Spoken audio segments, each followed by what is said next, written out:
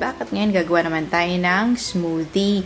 So, this is inspired kasi yung nabili pala ni Jamueats na cucumber medyo may sira.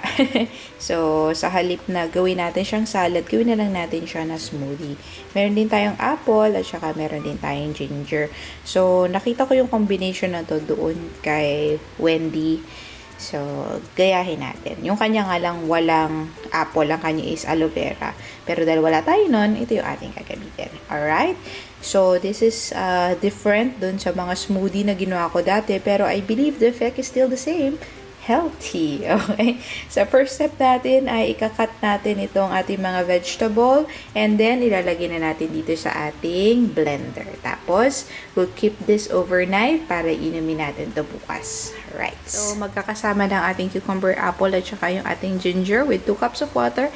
Ibe-blend na natin siya. Siguro ang count ko is mga 2 minutes na pagpa-blend and then ilalagay na natin siya sa kanilang individual container. Ating finished product, tanungin na lang natin si Jamueats bukas kung gusto niya bang inumin itong malaki o yung maliit. Pag pinili niya yung malaki, yun na yung pagkain niya for breakfast. Pero pag pinili niya yung maliit, bibigyan ko siya ng tinapay. So, tingnan natin kung anong pipiliin niya bukas. Ang pinili niya ay yung maliit para may tinapay. Sige, serve na natin.